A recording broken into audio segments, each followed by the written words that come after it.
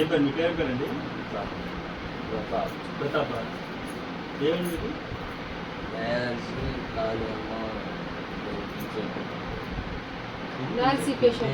Kidney పాడైపోయిందా?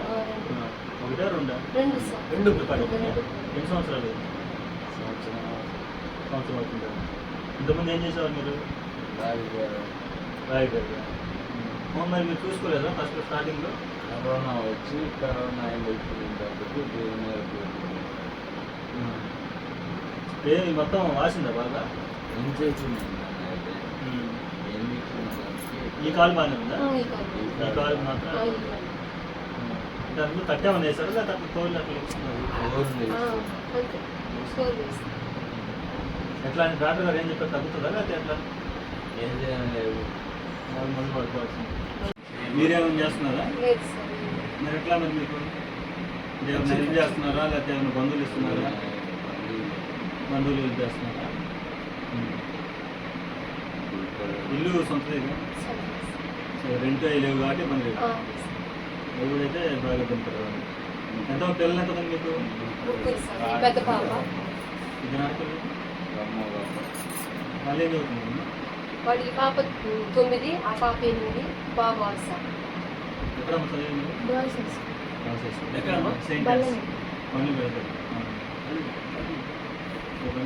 Government school. ఆవురా కొట్టు పక్కన.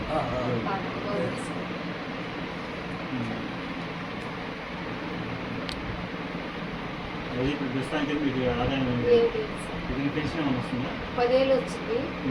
ఇప్పుడు కొంచెం హార్ట్ ప్రాబ్లం ఉంది. మరి ఈ ఒక్క రోజుకి 10 బిళ్ళలు వేసుకోవాలి. ఉదయం పూట 10 బిళ్ళలు, సాయంత్రం 10 బిళ్ళలు వేసుకోవాలి. రిపోర్ట్లు కూడా ఉన్నాయి సార్. సరిపోతుంది. ఇప్పుడు ఈ డయాలసిస్ ఆరోగ్యశ్రీ కార్డు మీద డయాలసిస్ చేస్తారు. మందులు మేమే కొనుక్కోవాలి. డయాలసిస్ ఆరోగ్యశ్రీ కార్డు ఉంది. మందులు మాత్రం మేమే కొనుక్కోవాలి. వారానికి 3 సార్లు. ఇప్పుడు ఒక్క డయాలసిస్ పెట్టాలంటే 800 దాకా ఉంటుంది సార్. 3 సార్లు తగ్గేది ఉండదు సార్. అంతే లేదు. నేను పట్టుకోకుండా స్వతహాగా వెళ్ళలేదు. పట్టుకోవాలి. ఇది వరకు ఉంది సార్. ఫస్ట్ ఎంత వయసు ఎంత మీకు?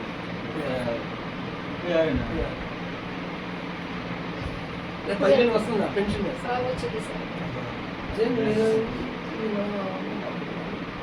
డయాలసిస్ ఖర్చులు పెట్టుకుంటే వస్తుంది. నార్మల్ పెన్షన్లో ఉంది.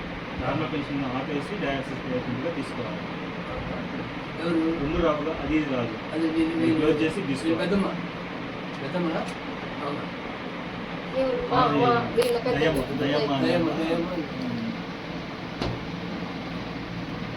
సరే ప్రస్తుతానికి ఏదో ఒకటి చూద్దామమ్మా.